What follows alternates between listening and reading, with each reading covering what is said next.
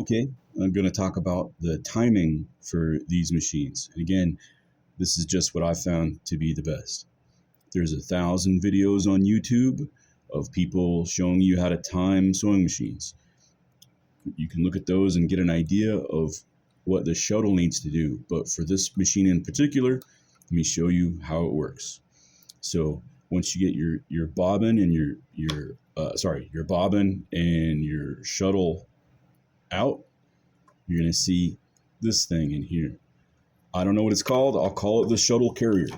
So the shuttle carrier, on the bottom of it, it has it has a gear, and the gear is lined up with the teeth that are on this rod. The rod that goes all the way back to back here. So this is the fine tuning for this rod, and moving the shuttle carrier, switching the tooth position on the shuttle carrier compared to the rod is the major tuning. So your shuttle carrier, it looks like this. I have some marks that I etched into here so I can tell where to put it back to. So I'll just take a mental note of where those marks are, and I use a magnet to get this thing out if you need to take it out. So again, everything should be polished, right? Mine's got a lot of grease on it, but everything should be polished. Everything in here too, this race that goes around here, you should polish this. The little divot where the needle goes through, right? The thread has to interact with the edges of all the stuff in here. So make sure you polish this, get all the burrs off of it. None of these sewing machines are machined very well, right? So there's going to be a lot of rough edges. Taking out and taking off all the rough edges on these is going to save you a lot of heartache.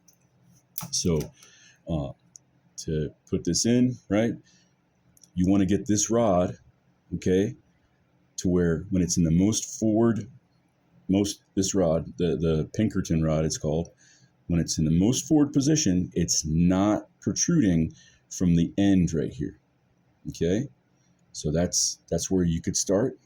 Get the rod to when you turn the handle, the rod comes out and it stops just before the edge of this. You don't want the rod to stick out past this because it has teeth on it, and it could eat up whatever you're working on or catch threads or something and get messed up.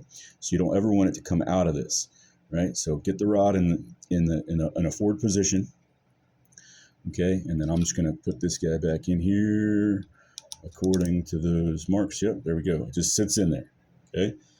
And then the shuttle, okay, the shuttle is going to ride in that thing, in the shuttle carrier, whatever it's called. So you got the shuttle in there. The shuttle should fit good. It shouldn't have any kind of restriction. You should actually be able to wiggle it in there a little bit, wiggle it in all directions, just barely. If it doesn't wiggle, that means it's going to be touching too hard on the outside of this, and it's going to cause friction, and it's going to cause jam ups. Okay, so even on the inside of this, you need to polish the shuttle, polish the shuttle carrier, polish the housing, the inside of the housing, polish here where the needle goes into. Okay, so once you got all the burrs off of it and it's nice and smooth, then you can start timing it, right? So to time it, the needle, right, is going to come down, and if you can see the two holes that are right here on top of the shuttle, right in front of that is where the hook is. So you want to look at the very tip of the hook. Now, I won't be able to show this on the video, but the very tip of the hook is back away from the needle, where the needle is coming down. So I'm turning the handle, the needle's coming down.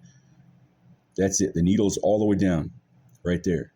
And now the shuttle comes back around. So when the shuttle comes around, it's going to pick up that thread. The needle hasn't moved. I'm still turning the handle. Right now, only the shuttle is turning. And it turns about that far, right? And the needle comes back up.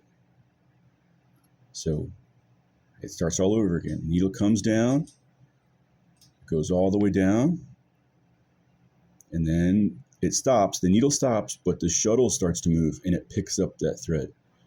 So if this gives you an idea of how to time your machine, do it just like this. So that the shuttle, if you can see where the two holes are, this is in the furthest most position. The shuttle is now in this position, and needle's coming down. Needle stops, and then the shuttle starts moving and picks up the thread and makes the stitch, and it starts all over again. So that's what it should look like. Here, that bar, you should just barely be able to see it when it comes all the way forward. Right now it's in the most forward position.